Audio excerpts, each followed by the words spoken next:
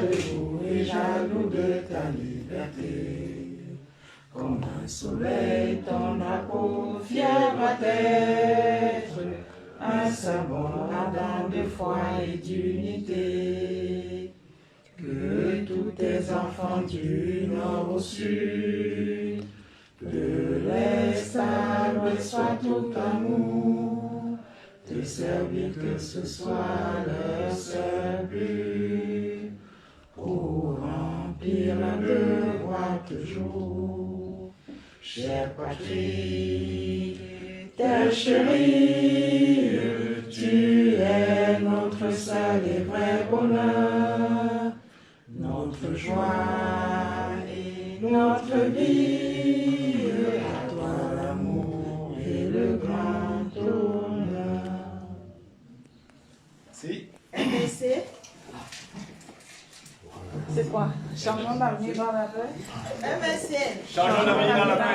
MSC. Changeons d'avenir dans la paix. MSC. Résistance. Résistance. On a déjà gagné. Jusqu'à. On a déjà gagné. C'est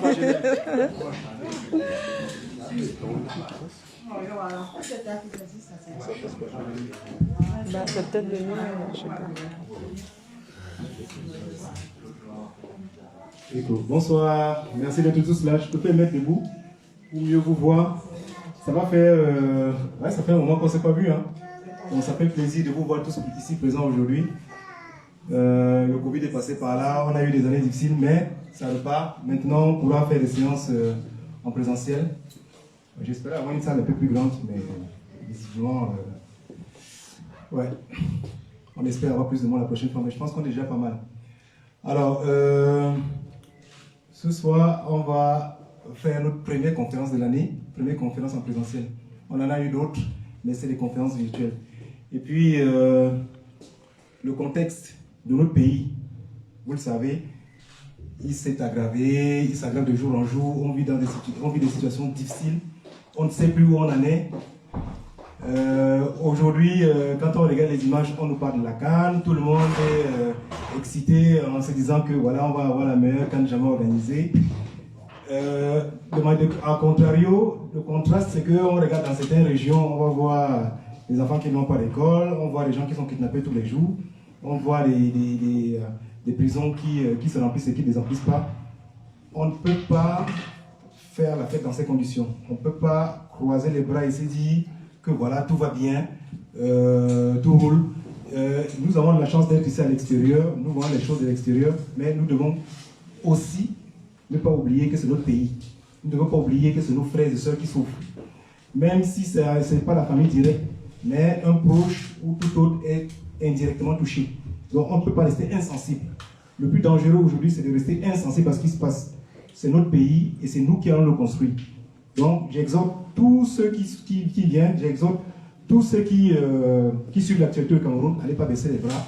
C'est difficile, c'est sûr, le combat est compliqué, mais nous sommes là pour ça et puis on continuera à être mobilisés jusqu'à ce qu'on arrive à étudier. Alors aujourd'hui, le thème qu'on a choisi, c'est un état de non-droit. Je pense qu'on vit vraiment dans un état de non-droit. Dans notre pays, c'est toujours deux poids, deux mesures. Alors d'un côté, certains ont le droit de manifester, d'autres n'ont pas le droit de manifester. Quand vous marchez de manière pacifique, on vous met en prison pour des raisons X ou Y. Et d'autres qui se bagarrent, qui se tirent dessus, on applaudit et on dit aïe.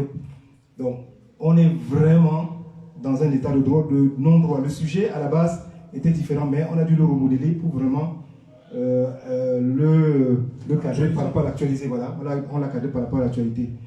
Et pour cela, donc, on a pensé à Wilfried qui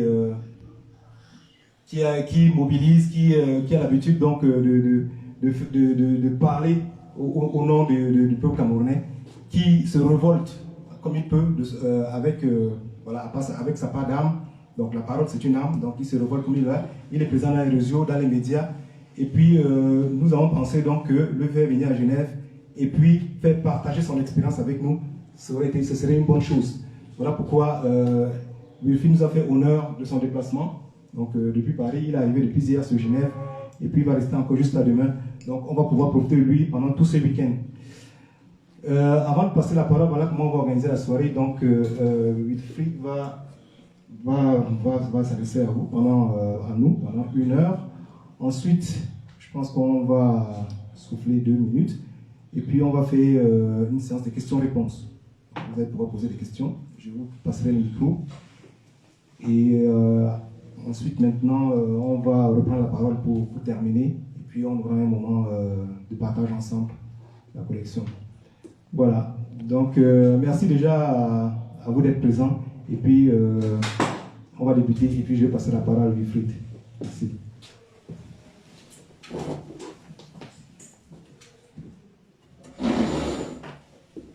Donc voilà, je ne sais pas, est-ce qu'il fonctionne? Le tien, il a l'air d'être plus performant. C'est plus performant.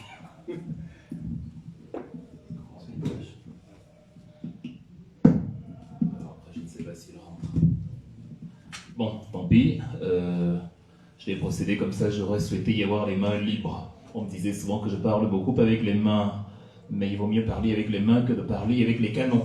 Donc, sans transition, je remercie l'abbé Benjamin, je remercie l'unité Félix Maumier de Genève pour l'invitation. Je remercie les uns et les autres d'être venus. La Suisse est un pays où on travaille beaucoup. C'est pour ça que c'est aussi propre, c'est pour ça que c'est aussi discipliné.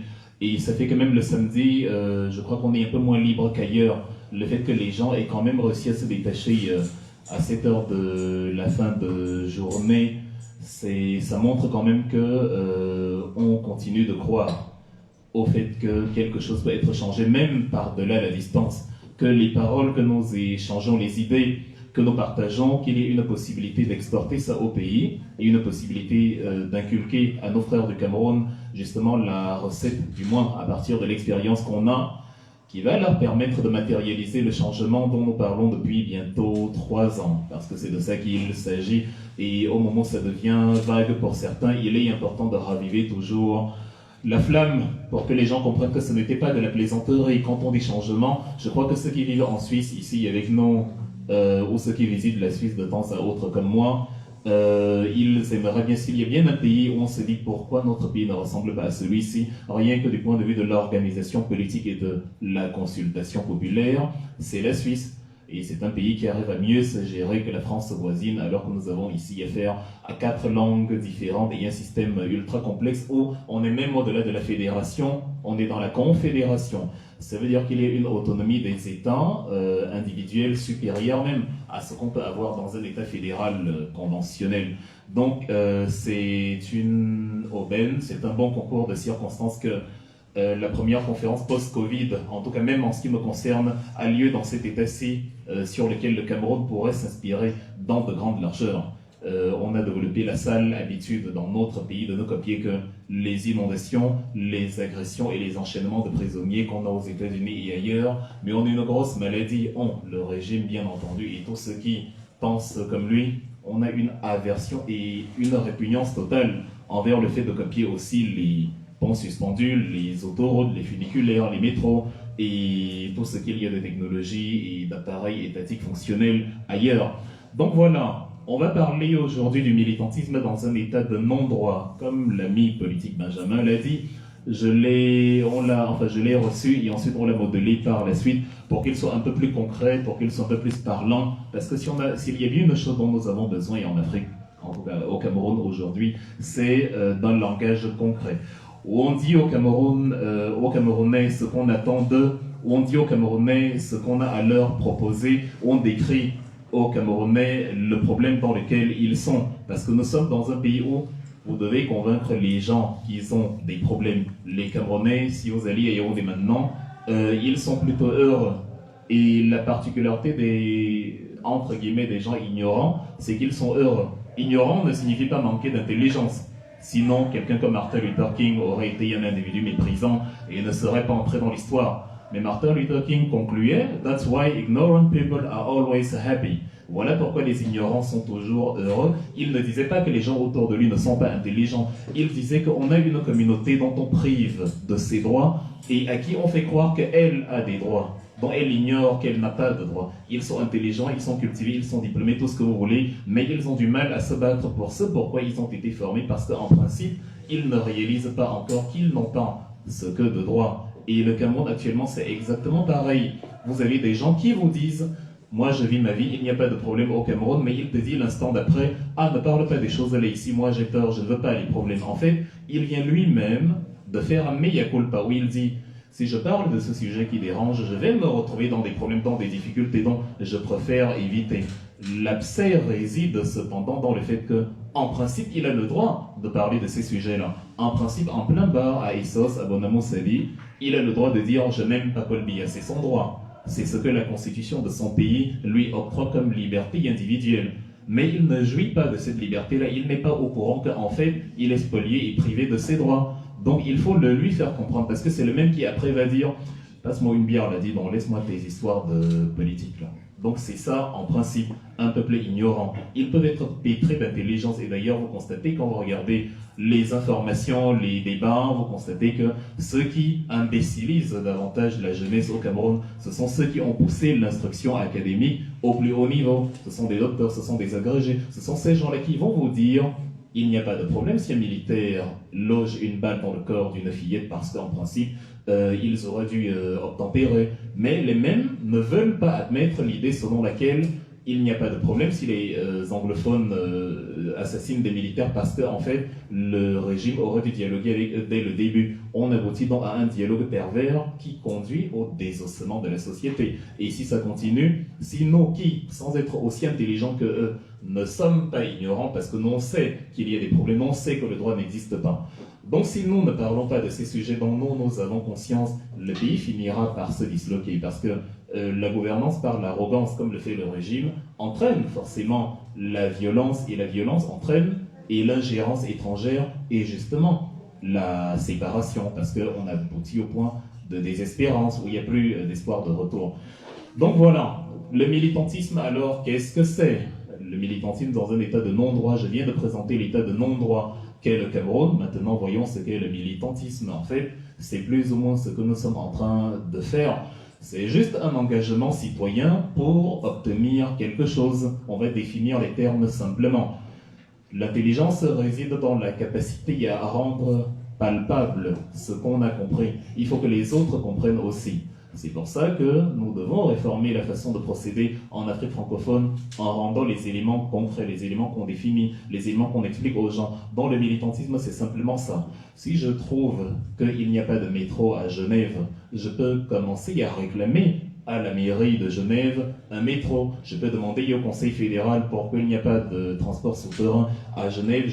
C'est ça le militantisme. Ça couvre tous les domaines. Le militantisme, c'est simplement l'action de s'engager citoyennement pour obtenir un idéal ou pour renverser un ordre établi. Là, c'est le militantisme politique.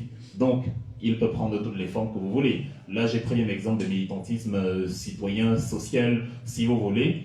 Il y a le militantisme environnemental. Le prix Nobel de la paix en 2011, je crois, Wangari Maathai, s'était engagé justement pour l'écologie et la préservation de la faune dans son pays, le Kenya. Elle s'était par ailleurs opposée à ce que le président de l'époque, bien avant Kenyatta, le président Daniel Arap Moi, construise un logement, un complexe de logement dans le centre de Nairobi. Elle avait justement, elle s'était justement engagée pour que la nature reste préservée et que la capitale continue de respirer de sa faune. C'est ça un exemple d'engagement social. Après, il y a l'engagement environnemental, si vous voulez. Après, il y a l'engagement social, qui peut être le droit des femmes, le droit de vote des femmes. Parce que même ici en Suisse, avant, parce que vous consultez les populations à peu près tous les jours, avant ce qu'ils ont appelé la votation du 7 février 71, il n'était pas possible pour les femmes, au niveau fédéral, de voter. Il y avait quelques cantons, par exemple au nord, le canton de Neuchâtel, qui, à la fin des années 50, au début des années 60, avait déjà au niveau cantonal accepté la possibilité pour les femmes d'exprimer à travers le suffrage leur aspiration politique. Maintenant, au niveau fédéral, pour les 26 cantons par exemple, ce n'était pas possible. Et donc, voilà, on a eu justement des gens qui ont milité pour que le droit des femmes soit instauré. Et donc, on aboutit à la votation du 7 février 71 au niveau fédéral. Maintenant, il y a le militantisme politique qui est ce que nous faisons au MRC, entre autres. Quand on dit non au gré à gré, quand on dit on ne veut pas qu'un gang gouverne la République du Cameroun par intérim, parce qu'à aucun moment la Constitution ne fait du secrétaire général à la présidence de la République le président. Il y a des textes qui disposent que c'est le président du Sénat qui va suppléer en cas de vacances définitives et on organise les élections dans les 3 mois. Donc le militantisme politique consiste à dire non au gré à gré, et ce n'est pas qu'un slogan, c'est non au gré à gré en faisant appel aux textes, en communiquant ces textes-là aux Camerounais et en leur disant voilà pourquoi nous militons contre ça, parce que selon les textes ce n'est pas ce qui est prévu. Les textes disent que voici celui qui doit remplacer. Voilà, comme ça, les institutions sont solides. Et voilà, maintenant, il peut y avoir un militantisme politique à l'échelle intercontinentale, sans mauvais jeu de mots. Le franc CFA, par exemple, la lutte contre le CFA, si je dis non au franc CFA parce que la moitié des réserves de devises qui découlent de nos recettes d'exportation sont centralisées au trésor public à Paris, et je suis contre cela parce que nous avons besoin de la totalité de nos recettes annuelles. C'est un militantisme politique maintenant à l'échelle internationale. Donc voilà, maintenant pour entrer un peu dans les détails, parce que nous sommes dans un contexte de non-droit, on va peut-être établir un distinguo entre le militantisme dans un état de droit, comme la Suisse, parce que ne nous leurrons pas, les Suisses comme les Français, comme les Américains, comme la plupart des pays européens, pour parler crûment, ils mettent le bordel à l'extérieur. Mais dans leur pays, on respecte les droits. Le géant Nestlé, c'est l'un des numéros 1 mondiaux du cacao, enfin de l'agroalimentaire. Il produit la version cacao, Nescafé, tout ce que vous voulez. Il n'y a pas de cacao dans le sous-sol suisse. Il ne pousse pas dans les températures d'Europe centrale et surtout pas dans les vallées à travers les montagnes rocheuses comme ici. Donc comment Nestlé aboutit à son chiffre d'affaires, c'est exactement comme procèdent les États-Unis au Moyen-Orient ou comme procède la France dans ses anciennes colonies, c'est par spoliation et par loi du plus fort. Cependant, dans leur pays, à l'intérieur de leur pays, il y a un respect du droit et c'est ce que les Européens ont curieusement su faire. C'est-à-dire dans leur pays, vous pouvez protester, vous pouvez militer, même si on est plus ou moins manipulé d'une certaine façon par un État central qui ne veut pas lâcher le pouvoir ou par des élites, des gouvernements, des oligarchies, il y a quand même un respect des droits. Je peux aller à la gare de Genève-Cornavin là et dire en pleine rue je n'aime pas le Conseil fédéral, j'aimerais que ce soit réformé, je trouve que le Conseil fédéral est incompétent, je sais qu'il ne va rien m'arriver, je vais y aller dormir chez moi comme je me suis réveillé. C'est un état de droit, au moins, de facto en interne. Et c'est pour ça que dans des états comme ceci, il est facile de militer. Pour ceux qui nous disent, oui, mais vous parlez parce que vous êtes en Europe, vous venez parler ici, ça leur permet de comprendre que nous sommes conscients de cela. Nous sommes conscients qu'il y a des cadres où c'est plus facile de s'exprimer qu'ailleurs. Mais en même temps, nous avons aussi pris des risques qui nous ont soumis à certaines contraintes. On va certainement en parler à la fin de cette entrevue. Mais dans un état de droit, oui, c'est facile, mais il y a quand même des circuits où, même si on est dans un état de non-droit, quand on sait qu'il y a une injustice, on doit se battre pour que l'injustice soit levée. Et c'est pour ça qu'il est important d'examiner les formes de militantisme de toute façon, avant de savoir est-ce que c'est un état de droit, est-ce que c'est un état de non-droit. Évaluons d'abord ce qui est bien pour une nation ou pas. Donc, je prends un exemple sur le droit des femmes, et je prends l'exemple d'un pays comme la Suisse.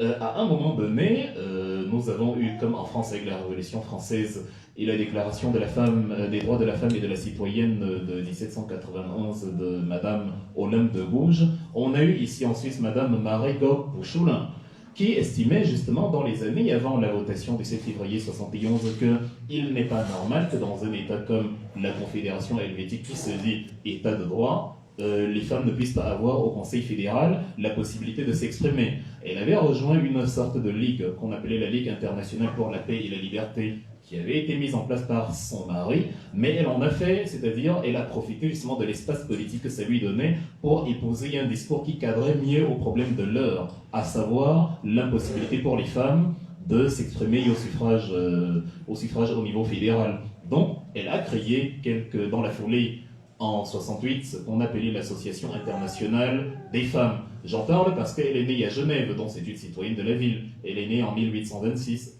à Genève, et justement, ça a été son principal lieu de prédilection. Donc elle a milité justement en faveur de l'instauration du droit des femmes. Elle est la première, à grande échelle, à avoir justement usé du droit à la pétition, parce qu'il y a beaucoup de pétitions en Suisse actuellement, mais avant ce n'était pas fameux. Avant, il était suivi par à peine une trentaine de personnes, pour dire qu'en fait, parfois on a l'impression que ça ne va pas donner parce qu'on n'est pas nombreux, parce qu'il y a une masse qui est justement envoûtée et enfumée sur autre chose, mais avant qu'on ne soit 1000, 200 et 1 million, il faut qu'on soit 10, 20, 30, justement comme avec Madame Pouchelin. Mais dans la foulée, justement, elle a réussi non seulement à permettre qu'à l'université de Genève, comme à l'université de Zurich, les femmes aient droit aux mêmes chances académiques que les hommes, parce que ce n'était pas la chose la mieux partagée en Suisse à l'époque.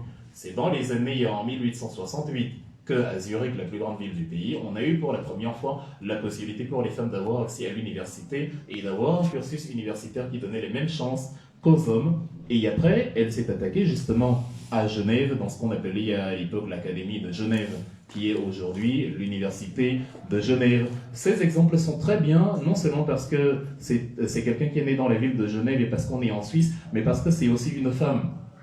Non, quand on parle de panafricanisme, on se penche beaucoup sur Thomas Sankara. Et justement, Thomas Sankara était quelqu'un qui faisait la part belle aux femmes. Il y a un pourcentage de femmes au Cameroun légèrement plus élevé que de pourcentage que d'hommes. Donc il est impossible de se dire qu'on va développer un pays en mettant les femmes de côté. Et pour que les femmes se lèvent, les hommes auront beau faire tous les efforts qu'ils veulent.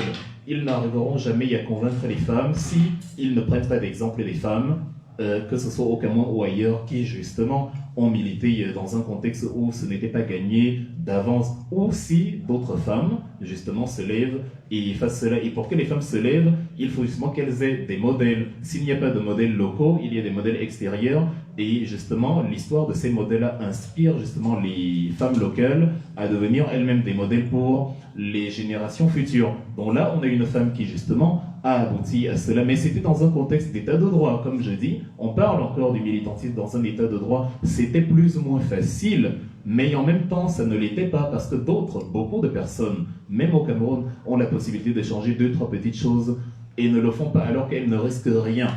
L'Allemagne, que je connais, le pays où j'ai le plus vécu depuis que je suis en Occident, c'est un pays essentiellement propre, comparé à la France par exemple. Mais la Suisse est encore plus propre que l'Allemagne. Or, quand tu arrives au Cameroun, tu as ta peau d'orange. Ça m'est arrivé d'ailleurs en juin 2018, j'avais une peau d'orange qui m'a mouillé la poche arrière, et je crois que nous tous plus ou moins on connaît ce problème, où j'avais mon cousin qui me dit « Mais qu'est-ce que tu es en train de faire ?» Jette la peau, parce que lui, il a montré l'exemple, entre guillemets, en jetant la peau juste devant lui.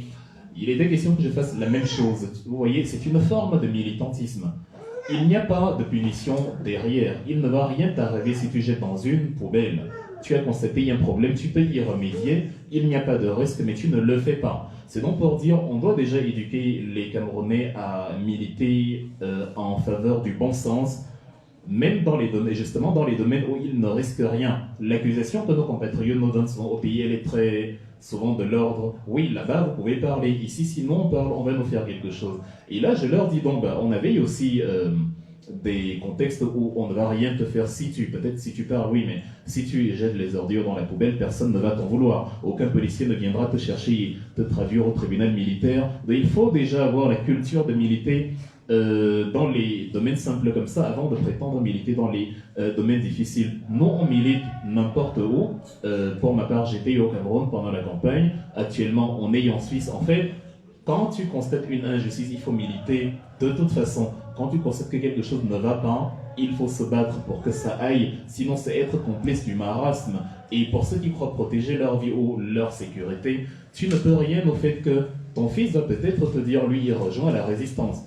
Et peut-être on va le mettre en prison, peut-être on va le torturer. Mais pourquoi cela va lui arriver? Parce qu'en amont, vu que toi tu étais affilié au gouvernement, tu t'étais dit, je ne vais pas me battre, de toute façon, les souffrances ne vont arriver qu'aux autres. J'en parle en connaissance de cause parce que mon père était député RDPC. Mais j'ai pris sur moi de dire qu'il est hors de question que j'adhère à quelque chose à laquelle je ne crois pas, parce que le RDPC n'incarne en aucun moment un idéal de justice, d'équité, d'équilibre ou de rationalité politique. Donc, mon père qui va se dire, je suis en sécurité, je ne me mêle pas de ces choses, je suis tranquille, bon, il se retrouve dans une situation où il a un fils qui risque la prison s'il retourne au Cameroun, qui risque la torture, qui risque... Et donc nous devons tirer des leçons de ça et ne pas tomber dans le piège de nous dire que nous avons le contrôle sur toutes nos familles, sur tous nos proches.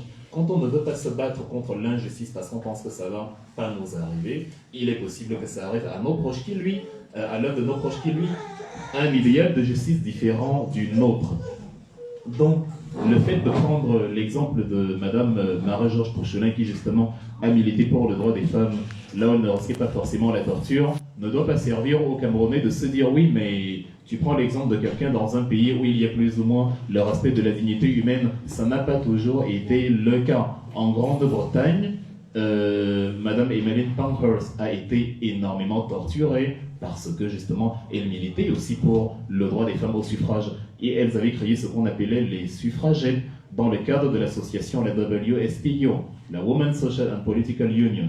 Ça, ce sont des exemples européens dans un contexte où ça va plus ou moins. Mais après, il y a des contextes où ça se corse un peu, comme Madame Emmeline Pankhurst qui a été plusieurs fois arrêtée par Winston Churchill, le secrétaire, le Home Secretary, qui a justement fait l'histoire par sa participation dans la Deuxième Guerre mondiale et tout ça. On a eu aux États-Unis, Madame, les Noirs maintenant, Rosa Parks, qui ne comprenait pas que les Noirs n'aient pas le droit de s'asseoir parce que les Blancs sont debout, et justement qui avait initié l'action de révolte en décembre, le 1er décembre 1955 dans la ville de Montgomery, dans l'Alabama, avec ses amis Martin Luther King et consorts. Ils ont connu des périodes de troubles. Il y a eu ce qu'ils ont appelé le Bloody Sunday, il y a eu justement les arrestations, les tortures, il y a même eu l'assassinat de Martin Luther King, son ami, en 69. Donc en fait, voilà, on a milité là où il y avait le droit, on a milité là où il n'y avait pas le droit. C'est ça qui nous amène à ce que je peux appeler le militantisme chaud, c'est-à-dire le contexte du Cameroun, le contexte de l'Afrique, et c'est ce qui fait notre sujet du jour. Comment militer dans un état de non-droit? Nous sommes à Genève, c'est la ville où Félix Moumié a trouvé la mort, a perdu la vie le 3 novembre 60, donc l'anniversaire sera justement dans 4 jours, puisqu'on est le 30 octobre, et justement Félix Moumié, il a milité dans un état de non-droit. Donc à partir de ce qui est arrivé à Félix Moumié, nous allons voir quelles sont les leçons qu'on peut tirer pour qu'on ne commette déjà pas les mêmes erreurs, et 2, pour qu'on fasse mieux, par exemple, ce que lui, il aurait pu mieux faire, et 3, pour qu'on voit comment, à notre échelle, conformément à la réalité actuelle, on peut trouver des moyens de militer dans un état où on nous dit vous n'avez pas le droit de parler, vous n'avez pas le droit d'organiser des réunions, vous n'avez le droit, en fait, de rien faire. Félix Moumié est arrivé dans un contexte, mais totalement pourri, au Cameroun. On venait d'assassiner en septembre 58 au Miobé 2 ans plus tôt, et il avait pris la tête de l'UPC, justement. C'était un jeune docteur, il était à la fleur de l'âge, c'était des gens de notre génération, puisqu'ils avaient la trentaine, un peu comme Lumumba, 33, 35 ans, des choses comme ça, mais il avait compris que l'indépendance que la France disait y avoir accordée au Cameroun le 1er janvier 60, c'était de la poudre de perlimpinpin, pour parler comme le voisin, et justement qu'il fallait une indépendance réelle. Et c'est justement ce qui s'est passé après avec les anglophones, qui ont finalement donné raison à Moumié, le Northern Cameroon, qui a dit, après le référendum du 11 février 61, nous, on va se rattacher plutôt au Nigeria. On va privilégier l'administration indirecte de la Grande-Bretagne parce que vous, le giron français, là, ça ne va pas vous convenir. Donc, ils ont épousé justement l'idéal que Félix Moumié avait vu quelques années avant. Et c'est pareil, ce qu'à l'époque, à Rossingom, je l'avais dit à M. Django Foncha, que non, on ne veut pas justement de cette forme de fédération-là. Vous allez regretter, et lui il était plutôt pour justement le rattachement au Nigeria, bon, avant de s'affilier au régime plus tard, mais il avait quand même dit à ses pairs, vous allez regretter de vous affilier à la francophonie parce que c'est un État où l'indépendance n'est que de façade.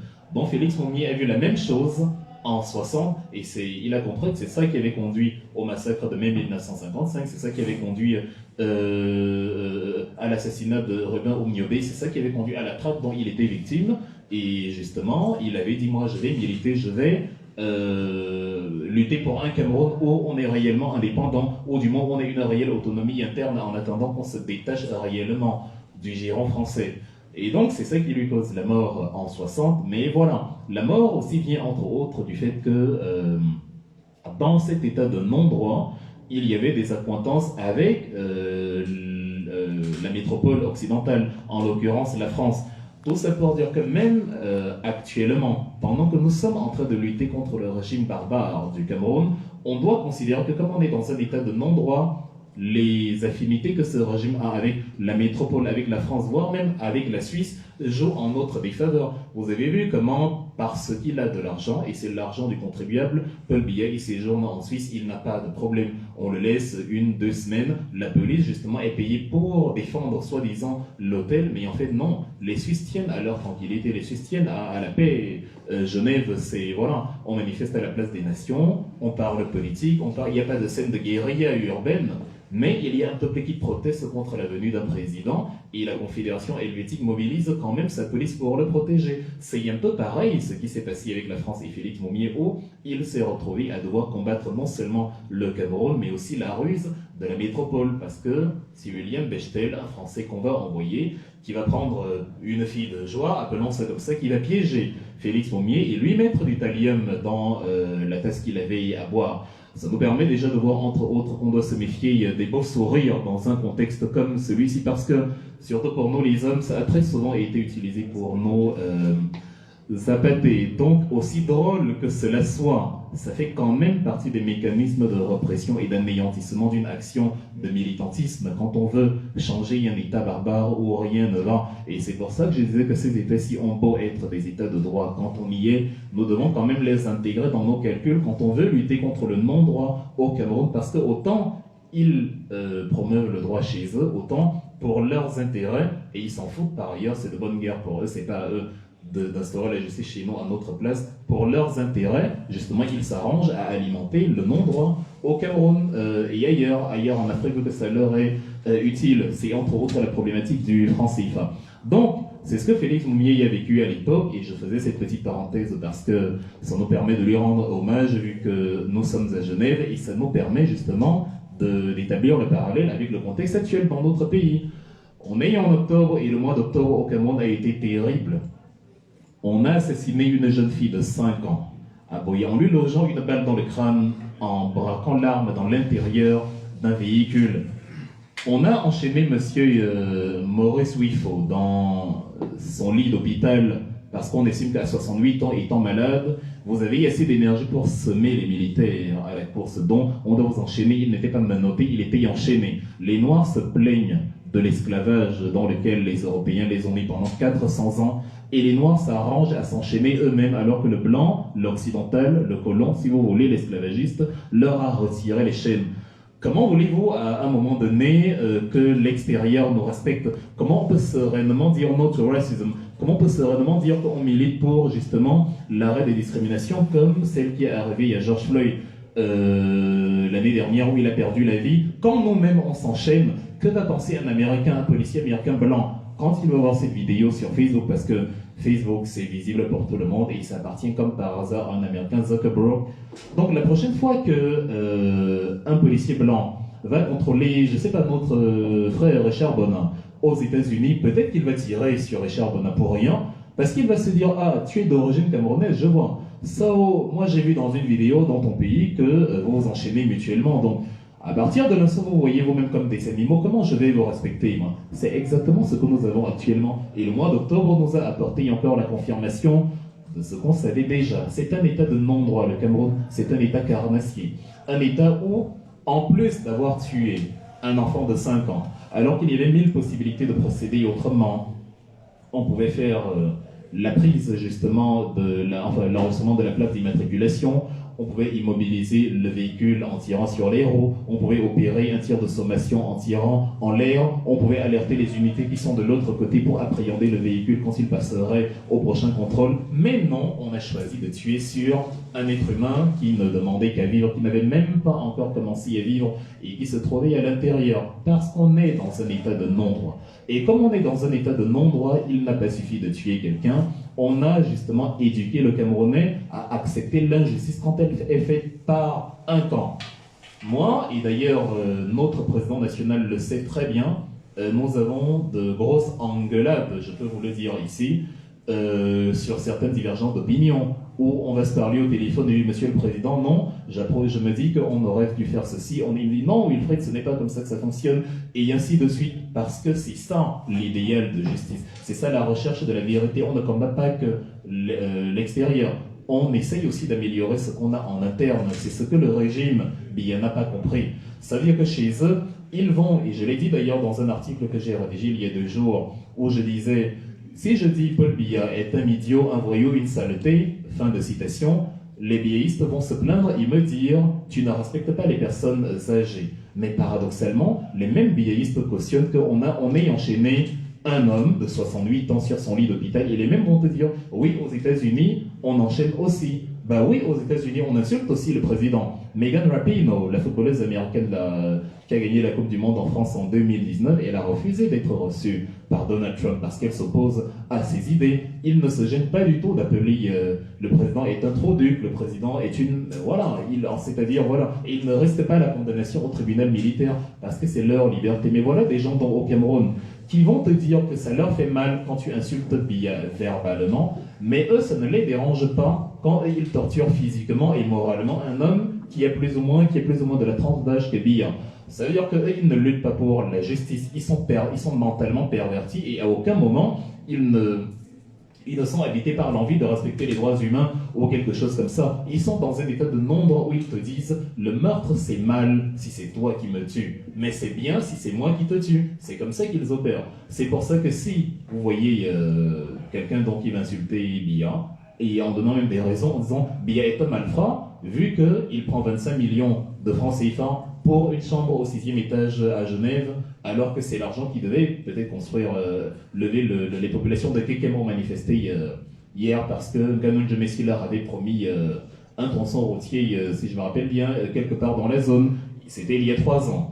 Ils ne savent pas que c'est le même argent qui a servi à payer la chambre de Mondayolo, Brenda, Paul Biya, bref, toute la clique familiale et politique, justement, à l'intercontinental. Quand tu vas dire Biya est un malfrat parce qu'il a volé, c'est-à-dire tu vas argumenter et donner des éléments, des faits, ils vont s'énerver, mais curieusement, eux, ça ne va pas les déranger quand quelqu'un de leur camp va aller plus loin en tuant, en écrasant la jambe d'un de leurs compatriotes. Donc, et c'est un état de non-droit, et c'est pour ça, donc, après, les gens vous disent la femme aurait dû obtempérer et c'est pour ça que le policier a eu raison de tirer. Quand il est mort, il y avait des hommages dans les repos en paix. Monsieur Vogo, tu es mort en faisant son travail. Je ne considère pas que mourir en tuant une fillette de 3 ans ou de 5 ans, c'est mourir en faisant son travail. Ça n'existe nulle part ailleurs, sauf dans des sociétés perverses où on considère que c'est un travail d'avoir choisi la solution la plus radicale alors que c'est en dernier recours qu'on utilise son arme.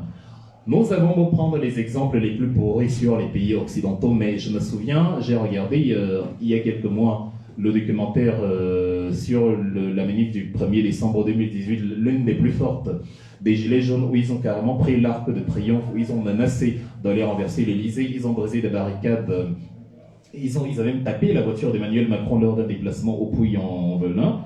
Mais on a remarqué que dans cette journée du 1er décembre, sur toute l'étendue de la France, et on sait qu'ils ont au moins 100 000 policiers en termes d'effectifs, 23 policiers ont dégainé leurs armes, aucun n'a tiré. C'est-à-dire, malgré les échauffourées, malgré les bagarres, pas un seul coup de feu n'a été tiré sur toute l'étendue du pays. C'est-à-dire, aucun policier n'a tiré, comme s'ils s'étaient concertés, et chacun avait dit non, quoi qu'il arrive, je ne vais pas tirer. Ils ont dégainé, mais ils n'ont pas tiré. Tous les chargeurs étaient pleins ce jour-là quand on a fait le décompte à la fin. Donc les policiers sont formés pour ne pas être ce que Sankara disait, un militaire sans formation politique et idéologique est un criminel en puissance. Les militaires savaient que l'arme, c'est ce que j'utilise en dernier recours quand ma vie est en danger. Pas simplement ma santé physique ou bien je peux me défendre avec les mains. J'ai pu utiliser des bombes lacrymogènes, j'ai pu utiliser les pistolets à blanc, les pistolets d'intimidation, les petits gadgets qu'on leur donne. J'ai pu utiliser la matraque. J'ai 1000 milliards de gadgets différents. Je ne vais utiliser qu'une arme et c'est d'ailleurs la seule configuration où la loi ne te condamne pas. C'est quand tu as usé de ton arme pour de la légitime défense. Sauf si c'est une opération militaire où tu as reçu instruction de l'armée de tirer. Normalement, un militaire, même en zone de guerre, quand il a l'arme braquée, à un moment donné, demande l'ordre de ses généraux. Il ne tire pas parce qu'il a envie de tirer et parce que sa tête ne te revient pas. Ce n'est pas comme ça que ça fonctionne. Sinon, tu n'es pas un militaire, tu es un mercenaire. Et tu ne travailles pas en tant que corps armé, mais en tant que milice, c'est-à-dire un groupe de personnes en uniforme à qui on a donné une arme pour protéger une personne, même si cette personne-là est elle-même une criminelle. C'est ça la milice, c'est ça qui la distingue de la police. La police, c'est la chose nationale, c'est la cité, police, la cité, la société, ce qui nous entoure. Donc, on a donc eu ce problème-là au Cameroun avec l'homme de 68 ans, avec la petite fille. Et il y a quelques jours, monsieur, comme il s'appelle, qui a été monsieur Abama Vladimir, qui a été justement arrêté parce qu'il voulait tenir une réunion dans une pièce. Il a été arrêté, il a fait 5 jours en détention. C'est ça en fait un état de non-droit. Et c'est ça le contexte dans lequel nous nous trouvons. Donc, je pose bien le problème pour que nous comprenions que nous ne sommes pas fous quand nous disons on a quand même militant à résister. Nous n'ignorons pas qu'on est dans un état de non-droit. Nous n'ignorons pas que toutes ces choses existent. On a vu ce qui est arrivé à Rebecca et Nonchamp. On a vu ce qui est arrivé à Mimi Meufo. On a vu ce qui est arrivé à Madame Thérèse Assomon, on a vu ce qui est arrivé à Michel Ndoki, on a vu ce qui est arrivé à Mispa Wassem, on a vu ce qui est arrivé à Rosan Djimini. Ce n'est pas les exemples qui manquent, on a vu ce qui est arrivé à Astoucho. Je prends énormément d'exemples de femmes parce qu'on reconnaît un état de non-droit en ce que cet état de non-droit ne recule même pas devant une femme. C'est un peu comme ça que ça fonctionne, l'état de non-droit. C'est-à-dire, lorsque vous utilisez les derniers recours de la société, c'est-à-dire la partie souple de la société, le corps féminin à qui vous pouvez dialoguer, avec qui vous pouvez poser un problème sur la table de manière entre guillemets maternelle, ils réussissent quand même à user de barbarie, à tirer, à bousculer, à violenter, à arrêter. Voilà. Et donc, on est bien conscient de cela, c'est un état de non-droit, on le sait. Et c'est d'ailleurs pour ça que nous nous battons. La question, c'est maintenant que faire ? Parce que c'est ça le nœud de ce qui nous amène ce soir. Comment militer dans ce cas de figure? Comment militer là où rien ne va? Comment militer quand? Je l'ai vécu moi-même le 5 octobre. C'est toujours le mois d'octobre, c'est un mois qu'ils adorent à Yaoundé. Le 5 octobre, la veille, enfin 2 jours avant l'élection présidentielle, j'ai organisé une conférence à l'hôtel Lowat à Douala-Bessengue. J'avais l'autorisation préfectorale, je l'ai d'ailleurs consigné dans mon livre ce passage. J'avais l'autorisation préfectorale, on avait pris la salle à l'hôtel. Mais quand on a commencé, quand des gens commençaient à venir, ils nous ont dit la conférence n'aura pas lieu. Pourquoi? L'ordre est venu d'annuler la conférence. L'ordre de qui? D'en haut. En haut, c'est qui? C'est Dieu qui vous a parlé ou comment ça se passe? Et après, on a vu les émissaires justement du régime qui ont débarqué et voilà. On s'est retrouvé à plier bagage par la suite. Pourtant, non seulement on avait l'autorisation préfectorale, mais de deux, on était en pleine campagne. En pleine campagne, tous les lignes de départ sont les mêmes. Tout le monde part à partir de la même, du même point, du même start. Et comment quelqu'un qui, normalement, est au même pied d'égalité que nous, va jouer à la fois le rôle d'arbitre et qui va définir, on est en campagne, on est en compétition, chacun a le droit de mener la campagne comme il veut, mais moi je vais restreindre ton temps de parole parce que je ne veux pas que tu gagnes. Et c'est ce qu'ils ont fait. Restreindre notre possibilité de mobilisation, restreindre la possibilité d'échanger comme nous sommes en train d'échanger ici, parce qu'ils ne voulaient pas entendre la vérité, parce qu'ils ne voulaient pas que les Camerounais se réveillent. C'est ça l'état de non-droit. L'état où on fait mal, on tue, on vole, on viole, on agresse, mais on vous dit, c'est toujours l'état de droit. Ils ont réussi, ils sont retors, comme le président nous a dit lors de la réunion du 9 à Paris il y a quelques jours. Ils nous dit, ils sont tellement en retard qu'ils ont beau commettre des hérésies, mais ils réussissent à faire ce que Malcolm X disait lors d'une réunion 5 jours avant sa mort, le 21 février 65. Ils nous accusent de ce dont ils sont coupables. Il parlait justement de ceux qui empêchaient les Noirs de jouir de leurs droits en disant que les Noirs sont violents, racistes et barbares. Martin Luther King était étonné en disant que mais ces gens qui nous tuent, qui ont tué Malcolm X, qui ont tué Luther King, qui ont tué Abraham Lincoln, qui voulait abolir l'esclavage, ce sont ces mêmes gens qui nous disent qu'on est violent, on est raciste et tout. Le régime procède sur le même scénario, sur le même logiciel. Et donc ils sont en retour, ils réussissent à dire que nous, on est barbares, et c'est dans le même siège qu'ils avaient dit sur les paroles du président qui demandait que mais pourquoi vous me discriminez en région de mon origine? Est-ce que je dois faire un concours pour être de la même origine que vous? Ils ont réussi l'exploit incroyable de torpiller et de dire que celui qui se plaignait de la discrimination était le tribaliste. C'est comme si on arrive quelque part, et moi je n'ai pas le passeport suisse, et on dit il n'y a que les Suisses qui entrent ici, et là je demande mais qu'est-ce que je fais pour être suisse? Et on se retourne, on me dit ah tiens, toi tu es raciste, tu es xénophobe.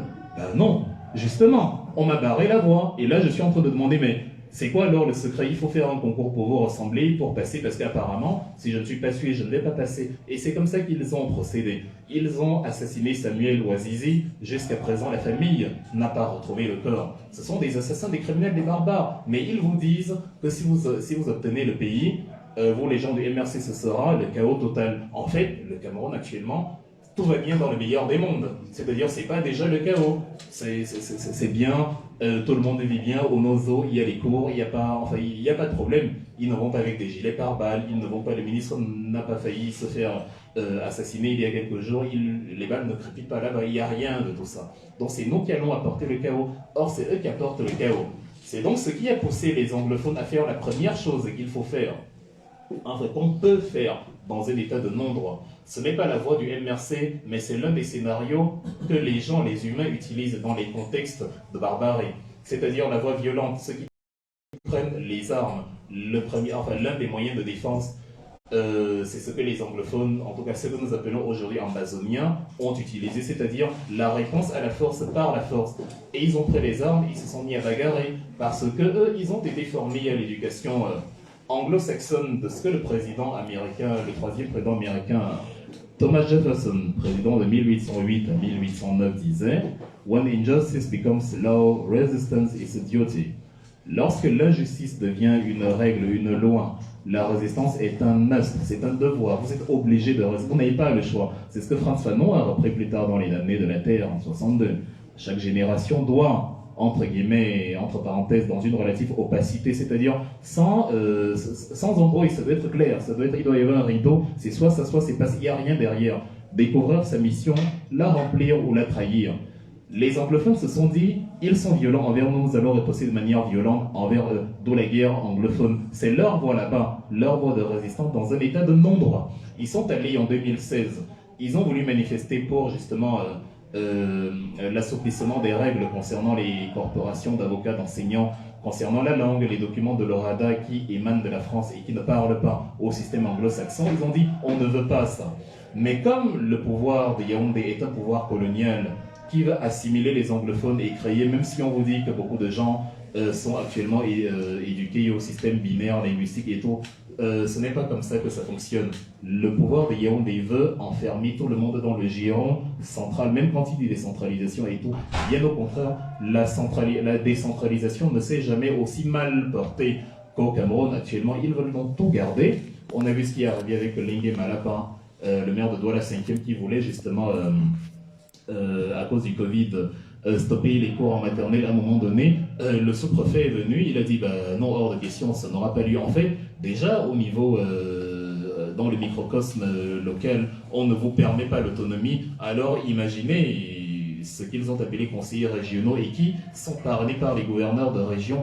C'est la même logique. De façade, il y a changement, mais c'est l'État central qui veut tout prendre. Et c'est ce qui est arrivé justement dans le contexte des anglophones où ils voulaient sortir du système OADA qui est organisé par la France et ils voulaient des textes conformes à la common law, justement, le giron anglophone de l'administration indirecte, dont eux ils sont plus ou moins issus politiquement sur les 50, 30, 40, 50 dernières années, dont ils ont vu que la voie pacifique ne fonctionnait pas. Quand ils sont allés marcher, manifester, on leur a tapé dessus, ils ont dit bon ok, nous, on va procéder par la violence parce que ces gens, c'est le seul langage qu'ils comprennent. Et donc, ils ont pris les armes et voici 5 ans que nous sommes en guerre. C'est l'une des voies à utiliser dans un état de non-droit. Mais elle comporte 2 failles. Enfin, une faille principale. La première, c'est que vous devez gagner. Si vous ne gagnez pas, parce que dans un contexte violent, dans un contexte de guerre, c'est la loi du plus fort. L'histoire est écrite par les vainqueurs. Si Hitler avait gagné la guerre, croyez-moi, le nazisme serait la religion en Europe. Et De Gaulle et consorts seraient des traîtres. Mais Hitler a perdu la guerre, Mussolini a perdu la guerre, c'est pour ça que le fascisme et le nazisme sont diabolisés. Si Hitler avait gagné la guerre, il aurait diabolisé le gaullisme. Si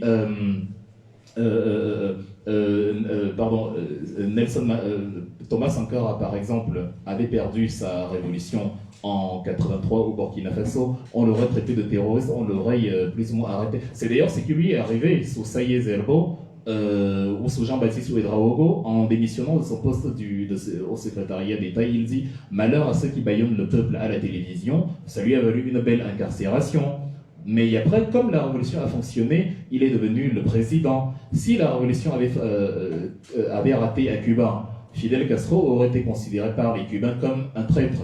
Mais comme ils ont vaincu Fulgencio Batista en 1959, il est devenu le président de Cuba, et actuellement c'est son frère, Raúl Castro, qui tient les rênes. Si l'ANC de Nelson Mandela avait fonctionné en Afrique du Sud, on n'aurait pas taxé son organisation, le Umkhonto we Sizwe, le fer de lance de la nation, d'organisation terroriste, parce qu'elle a été créée à la suite de la dissolution de l'ANC en 60. Justement, ils ont pris la voie des armes et on les a taxés d'organisation terroriste et on les a traqués. Il était en prison lui-même au cours de cette période jusqu'aux années 90. Donc, lorsque vous ne gagnez pas, vous êtes diabolisé. Le colonel Assimi Goïta a renversé, avec son ami Bandao, ils ont renversé Ibrahim Boubacar Keïta en 2020. Assimi Goïta a encore renversé Bandao en 2021, le 24 mai. Et aujourd'hui, il est le président. S'il avait échoué son coup d'État, il aurait été taxé de terroriste et incarcéré. Gilbert Diendéré a essayé au Burkina Faso en 2014, en 2015, après la chute de Compaoré. Lui qui était Yami de Compaoré et dans la RSP, le régiment de la sécurité présidentielle, il ne voulait pas perdre les avantages qu'il avait parce qu'on menaçait de dissoudre justement la RSP. Donc il a dit je vais mener un coup d'État pour justement retrouver le pouvoir et mes avantages que j'avais. Mais le coup d'État a échoué. On a restauré le président par intérim de l'époque, Michel Kafando, et Diendéré a été emprisonné jusqu'à l'heure où je vous parle. Donc c'est les dangers de la solution anglophone. Tant qu'ils sont dominés par l'armée, ils seront terroristes. Ne vous leurrez pas. Ils seront embasomiers et terroristes tant qu'ils le seront. S'ils gagnent la guerre, vous-même, vous aurez du mal à ne pas dire que vous êtes ambasomien. C'est ça l'ironie en politique. C'est-à-dire, si vous gagnez, vous revendiquez. Être nazi était une fierté nationale sous Hitler. Tuer des juifs, montrer qu'on n'est pas juif, c'était très bien. Mais Hitler a perdu la guerre et heureusement, ça fait donc qu'aujourd'hui, on a rétabli une autre vérité. Et la vérité, c'est que Hitler était le méchant, c'était un criminel, il brûlait les gens dans les chambres à gaz, il amenait des gens dans les camps de concentration et tout. Voilà. Donc, personne ne peut aujourd'hui se lever et réclamer « je suis nazi ». Ça va vous valoir des poursuites, ça va vous valoir justement tous les problèmes imaginables. Parce que l'histoire étant écrite par les vainqueurs, malgré sa barbarie, s'il leur avait gagné, il aura instauré cette barbarie et elle serait devenue la loi. C'est ça la problématique dans le contexte anglophone. Donc, si vous prenez les armes contre un ordre établi, soyez sûr que vous allez mener la guerre jusqu'à la fin et soyez sûr que vous allez la gagner. Parce que si vous la perdez, vous êtes justement catalogué comme terroriste. Et au banc de l'histoire, vous êtes comme ça. Kadhafi était considéré comme terroriste, mais comme il a réussi ses affaires politiques et il s'est installé en Libye, il est devenu le président. Et lorsque Nelson Mandela est allé le visiter après sa sortie de prison, lors d'une visite aux États-Unis, on lui demande mais comment ça se fait que tu visites un barbare, un dictateur comme Kadhafi? Et Nelson Mandela leur dit « One of the biggest mistakes you make is to think that your enemies should be our enemies. » Vous commettez l'erreur incroyable de penser que vos ennemis doivent être nos ennemis.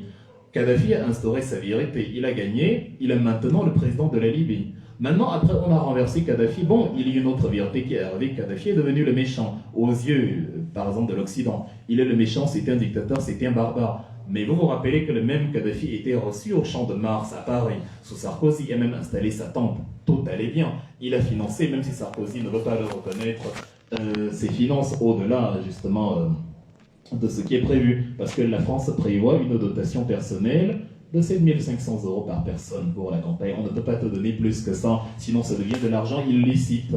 Mais voilà, Kadhafi a eu besoin, enfin Sarkozy a eu besoin de Kadhafi, il a ramené des mallettes en France. Là, Kadhafi était gentil, il était bon parce qu'il était président. Comme il a perdu lors des révolutions de 2011, il est devenu méchant. De la même façon que Gbagbo est devenu un traître aux yeux du camp Ouattara quand il a perdu les élections. Quand il a perdu le combat des élections avec l'appui de Sarkozy et machin qu'il a par la suite déporté à l'arrêt. Donc voilà la problématique quand on utilise la méthode anglophone. Ça ne veut pas dire qu'elle ne fonctionnera pas. Le mode opérateur du MRC, ce n'est pas celui-là. Le MRC a dit qu'il veut changer par la voie souple, par la voie des urnes, par la voie de la communication, par la voie politique, par la voie non belliqueuse, par la voie non guerrière, la voie pacifique si vous voulez, ou le changement dans la paix, comme le dit le président Maurice Kamto. Mais comme on dit, c'est la fin qui justifie les moyens. Les anglophones vont peut-être renverser le président actuel, Paul Biya, par les armes et instaurer leur ordre. Ce sera bien leur en prendra. On n'y peut rien, nous n'en avons aucune influence. Mais maintenant, nous, on veut comprendre comment, justement, changer, justement, l'avenir pacifiquement dans un contexte de non-droit. Alors, pour y arriver, il faut déjà comprendre quelque chose, c'est que la résistance n'est pas un choix. Et il faut déjà être d'accord avec le fait, comme je disais au début, que barbarie ou pas, on doit militer. De toute façon, ce n'est pas facultatif. Parce que quelqu'un va se dire, oui, moi je suis en Europe, ça va, je vis ma petite vie. Mais il peut y avoir un faux pas, tu vois, mauvais endroit, mauvais moment, comme Wilfred Siewé, qui prenait de simples photos et qui a été arrêté. Parce que même si tu n'es pas du MRC ou de la brigade anti-sardinard, tes amis peuvent t'envoyer une vidéo comme regarde, j'ai vu ça sur Facebook et ça se retrouve dans ton WhatsApp. Au moment où toi, ne te doutant de rien, tu te retrouves à Yaoundé et croyant que tu es à Genève, Cornavin, tu te mets à photographier la gare, les bâtiments. Il y a un policier qui t'intercepte et dit, monsieur, venez ici. Il fouille ton téléphone, il voit, ah tiens, bon, tu es parmi ceux qui menacent, qui veulent détruire le Cameroun depuis l'étranger. Tu as beau t'expliquer que non, je ne le suis pas. Ben, on t'amène, on te tabasse à la machette, on t'incarcère 2 ans, 3 ans, avant qu'on ne se souvienne, ah tiens, il y a quelqu'un qu'on a arrêté là. Pourquoi on l'a arrêté, au fait? Parce qu'il y a des gens actuellement au Cameroun qui sont incarcérés, ils ne savent pas pourquoi on les a arrêtés, leur famille ne savent pas pourquoi on les a arrêtés, ceux même qui les ont arrêtés ne savent pas pourquoi ils les ont arrêtés. Mais on t'arrête d'abord, et c'est la problématique que nous avons, qui nous fait nous dire, ne nous croyons jamais à l'abri, on doit être conscient qu'on doit résister de toute façon. Coûte que coûte, vaille que vaille, il faut résister, il faut se battre, il n'y a pas le choix. Et justement, pour résister dans un état comme celui-là, il nous faut la méthode, c'est-à-dire la qualité, et le nombre, c'est-à-dire la quantité. Vous aurez beau avoir la plus belle méthode, si on n'est pas la quantité, vous allez perdre.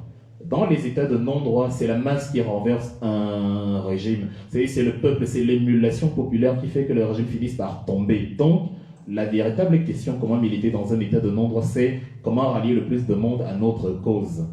Si on avait donné une deuxième chance à Vogo, le militaire qui était lynché par la foule, après avoir tué la petite Caroline, il ne tirerait pas. Si on lui fait voir ce qui va lui arriver par la suite, parce qu'il a beau avoir des armes, mais il y a une foule trop nombreuse pour les 3-4 balles qu'il aurait dans ses armes. Même s'il s'était mis à tirer, il savait que ça n'allait servir à rien parce qu'il allait mourir de toute façon. Donc dans ce contexte-là, tu te retrouves plutôt même à ne pas faire usage de ton arme parce que tu te dis, grâce à ça, tu auras la vie sauve. Ça s'appelle l'inversion du rapport de force. Quand vous devenez plus nombreux que ceux qui se croient plus forts, quand 50 moutons comprennent que les 2 mâchoires du chien ne vont pas suffire à mordre 50 moutons, ils font la peau au chien. C'est tant que le chien sait que les moutons ne vont pas comprendre que, à moi seul je ne peux rien face à eux, il est capable de pourrir et de pourchasser 50 moutons. C'est d'ailleurs ce qu'on fait dans les élevages en Suisse, ici par ailleurs. Quand on veut ramener les troupeaux à l'étable, on amène 2 chiens, il y a 400 moutons, 2 chiens suffisent. Docilement, les moutons rentrent tous à l'étable parce que chacun pense qu'il sera le mordu. Et donc, chacun a peur et donc chacun fuit le chien pour soi. Mais à partir du moment où il y a une cohésion, une émulation, un feu total, un feu général, le chien, donc en l'occurrence le policier qui a l'arme, le militaire, il doit comprendre qu'à là, je n'y peux rien. Et c'est comme ça que les régimes sont renversés. La guerre du Vietnam a pris fin alors que les Américains ont dit que les Américains ont perdu la guerre du Vietnam. C'est faux. Il y avait 70 000, il y a à peu près 78 000 morts dans le camp américain, mais il y avait près de 3 millions de morts dans le camp vietnamien. Il n'y a pas photo entre la puissance militaire américaine et les Vietnamiens. Ce qui a fait perdre les Américains, c'est le désamour du peuple américain envers cette guerre qui ne finissait pas. Et pourquoi le désamour venait, pourquoi la guerre ne finissait pas? Parce que les Vietnamiens n'abandonnaient pas. Ils se sont dit, on est tous ensemble, le seul moyen de gagner, c'est de tuer tous les Vietnamiens. Tant que vous tuez 3 millions, c'est rien. On est 10, 15, 20, 30, 40 millions, donc si on est 40 millions, il vous reste 37 millions à tuer. Donc ça va être compliqué, on n'abandonne pas. Les Américains, le peuple américain ont compris que ça tournait en rond. Depuis 55 à 75, ça faisait 20 ans. Ho Chi Minh, qui avait initié la révolte vietnamienne, est mort bien avant, en 68, mais la guerre a continué et a perduré. Donc les Américains, le peuple a compris que c'est mort, ça ne sert à rien. Et donc, l'armée américaine, le gouvernement américain ne pouvant plus convaincre son peuple sur la pertinence de cette guerre, est rentré aux États-Unis la queue entre les jambes. Parce que le peuple, justement, quand il se réunit, il finit par faire tomber un régime. Et même dans la révolution armée de Castro à Cuba, c'est parce qu'ils avaient de plus en plus le soutien des populations qu'ils ont pu terminer le travail en faisant chuter Batista. C'est le peuple qui renverse un régime. Et maintenant, on va se demander comment faire pour rallier le peuple à notre cause. Voilà les questions qui nous préoccupent. Le MRC, dans sa stratégie de changement pacifique, a instauré 2-3 modèles qui sont à accepter et à prendre en compte. Il y a la formation politique, entre autres, c'est ce que nous sommes en train de faire actuellement. Il y a la formation politique dans les réunions comme nous les organisons. Il y a la formation politique à travers les plateaux de télévision. Il y a la formation politique à travers les sit-ins ou les meetings publics, si vous voulez. Il y a la formation politique à travers les marches. Là, je ne suis pas encore dans le cas où les marches sont interdites ou ceci, cela. Mais en tout cas, ce sont les mesures à faire, en tout cas pour alerter l'opinion. Mais qu'est-ce qui va faire que ces méthodes ne fonctionnent pas? C'est parce que nous n'arrivons pas justement, enfin, à rallier un grand nombre de personnes à notre cause, ou plutôt nous n'arrivons pas à maintenir ce grand nombre-là qui a cru en nous au départ. On dit qu'il est souvent plus facile de tomber amoureux que de le rester. La flamme de l'amour se maintient comme la flamme politique.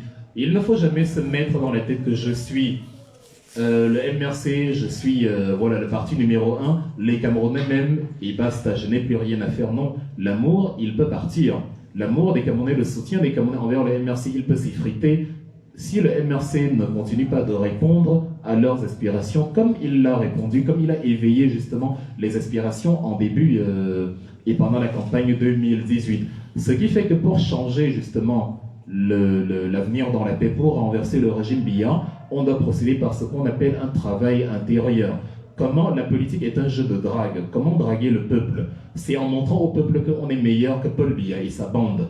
Et comment montrer au peuple qu'on est meilleur que Paul Biya et sa bande? C'est en étant effectivement meilleur que Paul Biya et sa bande. Et ça passe par plusieurs travaux. Quand on dit le travail intérieur, le MRC se plaint par exemple que le RDPC, en plus de détourner les fonds, s'est retrouvé à un glissement de la canne qui a fait que finalement ça n'a pas eu lieu et ça nous a valu la moquerie internationale. Première chose dont nous ne devons plus être adeptes de glissement. Si nous sommes d'accord qu'on organise une conférence le 30 octobre, comme on a dit aujourd'hui, il faut qu'elle ait lieu le 30 octobre. Il faut qu'elle ait lieu comme on a dit et qu'on s'organise de manière à ce que ce soit effectivement le 30 octobre et qu'il n'y ait pas de quoi comme actuellement. La conférence du 30 octobre à Genève, ça m'a beaucoup plu parce qu'elle était préparée longtemps à l'avance. On avait la salle, les modalités de transport, on avait en fait tout était fait et là on sait que ça va se tenir. On n'a pas eu à courir en dernière minute, comme c'est souvent le cas, en disant oh là là, dans 2 jours, on a encore trouvé la salle, on doit régler ci avec la trésorerie, on doit régler ça avec les modalités de transport, la voiture, le train, l'avion, on fait comment? Non. Quand on veut gouverner un pays, quand on veut avoir en main les grands dossiers comme la défense, la sécurité intérieure, la sécurité extérieure, l'économie, les rapports intercontinentaux avec les grandes puissances, on doit être capable de gérer déjà les petites affaires. Donc les Camerounais doivent voir que quand le MRC organise ses conférences, quand le MRC organise ses meetings, ça se passe le jour prévu, de la façon prévue, avec une rigueur absolue et avec une qualité dans la production des connaissances dites ce jour-là. De deux, on se plaint que le régime justement dilapide des fonds. Je parlais de l'intercontinental. Pour rigoler, j'y étais tout à l'heure d'ailleurs et je me suis dit, tiens, qu'est-ce que ce type peut bien trouver en cet endroit? 25 millions de francs CFA dans une nuit, je sais pas, on peut se dire que c'est au bord du lac, mais même pas, c'est totalement derrière la gare. Faut traverser la gare, faut traverser, enfin, on ne comprend pas. Mais il a une sorte de pacte avec lui-même, avec son propre totem, où il faut absolument vivre là. Même si cela implique qu'à Kekem on n'a pas la route, qu'à Wallord on meurt parce qu'on n'a pas de l'eau. Pourquoi? Nous devons donc incarner, justement, dans le MRC, l'idéal selon lequel la gestion des fonds est transparente, les détournements n'ont pas lieu, et justement, la transparence fait qu'il n'y a même pas soupçon de détournement. Je le dis alors que justement, j'ai demandé moi-même que nous ayons une retransmission pour justement cette conférence, parce que c'est important pour ceux qui nous écoutent, même par-delà les écrans. Le MRC a malheureusement péché dans la communication sur l'affaire SCSI. Ça signifie que quand bien même vous n'avez pas de problème interne, quand bien même vous n'avez pas quelqu'un qui aurait détourné de l'argent, quand bien même vous avez effectivement bien géré les fonds, la communication a fait que nous avons tendu la main à nos adversaires. qui s'en sont servis pour nous suspecter d'avoir volé de l'argent dans SILC. Moi, je peux parler par moi-même. En ce qui me concerne, je n'ai pas vu l'ombre d'un seul fonds de SILC. On pourra tourner la chose comme on veut, on pourra mener 1000 enquêtes, je dormirai toujours de mes deux oreilles, parce que je sais que je ne fais pas partie d'une quelconque malversation. Si bon, chaque MRCiste est conscient de ne pas faire partie d'une quelconque malversation, nous aurions, et c'est une leçon que nous apprenons pour l'avenir, nous devons bien gérer la communication sur les fonds. Quand nous ouvrons un projet de grande envergure, il faut que nous établissions les rapports rapidement, il faut que nous établissions les rapports en toute transparence, il faut que nous rendions des comptes même à ceux qui ne nous en demandent pas, et dans les plus brefs délais. Sinon, ils vont penser qu'avec le temps, on a trafiqué, on a arrangé, on s'est arrangé à ce que ce soit présentable. Il faut que tout soit clair. C'est là qu'on va montrer qu'on est différent. C'est là qu'on évite de se tirer une balle dans le pied, et c'est là qu'on peut utiliser ça comme témoignage. La politique n'est qu'une guerre communicationnelle. Les biaïstes, même ceux qui savent, d'ailleurs ils le savent, sur l'affaire de 14 milliards soi-disant détournés par Maurice Kamto, ils n'ont pas de preuves. Mais justement, comme ils ont justement prévu d'abonder en ce sens-là pour faire croire quelque chose aux Camerounais, ils ont, dans un premier temps, ils avaient remporté la bataille communicationnelle à ce niveau. On a dû revenir de très loin pour détruire cette affaire de 14 milliards. Mais à l'époque, ils avaient usé de son nom comme toi, volé 14 milliards et tout. Maintenant, on s'en amuse et on la parodie. Dans la photo, j'étais à l'Intercontinental tout à l'heure, j'ai par exemple publié que pendant que d'autres utilisent l'argent du contribuable, moi, j'utilise les 14 milliards, qui est faux. Donc, chacun va utiliser le couloir où il a détourné. Donc, on a réussi à tourner ça en notre faveur, mais justement, on doit être à partir de maintenant aguerri pour que ça n'arrive plus. Vous savez que, et surtout, ce sont des sujets délicats, l'argent, et c'est par là qu'on montre qu'on sera un bon gestionnaire. C'est par là qu'on aurait dû montrer que oui, on est rapide, on est flexible, on est transparent. Parce que si vous ne l'êtes pas, même si vous n'avez rien pris, on dira que vous avez pris. Même ceux qui savent que vous n'avez pas pris, ils vont dire que vous avez pris, pas parce qu'ils pensent que vous avez pris ou parce qu'ils ont peur, parce qu'ils n'aiment pas le vol. C'est simplement parce qu'on est en politique, et la politique c'est la guerre communicationnelle. On va dire que vous avez passé la nuit avec la femme de votre voisin, simplement parce qu'on vous a vu dans une photo avec la femme de votre voisin. Ils savent qu'on n'est pas passé la nuit avec elle, mais ils vont le dire pour vous détruire, parce que c'est la politique. On doit savoir qu'on a en face de nous un régime cynique, un régime mesquin, un régime qui ne commet pas de recul, un régime retors, un régime tordu, un régime pervers. Donc ne vous surprenez pas s'ils nous accusent des choses que nous n'avons a priori pas faites. La faute va nous revenir quand nous serons incapables de les empêcher, même de nous accuser. Si on n'avait pas eu cette problématique, si on n'avait pas tiré autant en longueur, nous n'en serions pas là. Donc nous devons sur le terrain, comme j'ai dit sur le terrain, du délai quand on élabore quelque chose, être rapide et élaborer comme ça se doit. Sur le terrain financier, on doit le faire comme ça se doit. Sur le terrain de la bureaucratie, on doit aussi le faire comme ça se doit. Moi, je n'aime pas le système francophone, je n'aime pas la bureaucratie à la française. Elle est lourde, elle est longue, elle est pénible. Elle empêche les choses d'avancer. Nous sommes en confédération helvétique. Un enfant sur deux ici, avant le bac, il entame une formation. Il est formé dans un domaine précis. Il se perfectionne dessus et ça permet justement d'avoir une compétence réelle dans un domaine. Et c'est pour ça que le pays avance. Mais on est issu d'un système où on est éduqué pour bavarder beaucoup. Et encore, ce serait bien si on bavardait dans le concret en parlant des problèmes réels. Sauf que nous bavardons en faisant des mots composés. Il y a un au Cameroun qui est spécialiste du genre. On croit qu'en faisant la composition, mon approche sera philosophico-politique. On pense que c'est ça qui rend intelligent. Elle sera anthropologico-écologique. Elle sera, voilà. On pense que comme on a fait ça, on est intelligent, on est génial. Mais ça ne produit rien. Il n'y a aucune plus-value à cela, il n'y a aucune valeur ajoutée. Je n'ai pas à rédiger une thèse de droit pour montrer que j'ai de l'intelligence. L'intelligence se mesure dans ma capacité à défendre une personne qui, dans le réel, a été privée de son droit. Quelle que soit la thèse de droit que j'aurais rédigée, quelles que soient les grandes réunions que j'aurais eues à la Sorbonne, à l'Académie de Genève, ou ce que vous voulez, tant que dans mon pays, quand on arrête Rebecca et non change, je dis que oui, on a eu raison de l'arrêter, mais c'est que ma thèse est totalement obsolète. C'est que je suis un danger, comme Lasconi disait, quand vous êtes ignorant, vous êtes un danger permanent. C'est-à-dire, c'est des gens qui ont justement toutes les connaissances académiques que vous voulez, mais dans le réel, ils sont des dangers pour la société, parce qu'ils éduquent leurs enfants et les générations futures que c'est bien d'arrêter quelqu'un pour rien, c'est bien de tirer sur Michel Ndoki parce qu'elle marchait, c'est bien d'enchaîner un malade. Ils éduquent, ils ont beau avoir appris que ce n'est pas comme ça que ça fonctionne. Jean-Jacques Rousseau, qui est suisse, parlait du contrat social. en 1762, le contrat social, il dit, voilà, c'est un consensus, c'est-à-dire la volonté générale dont émanent les lois, stipule que nous avons cela parce que nous sommes mis d'accord, que nous acceptons les textes comme ils sont.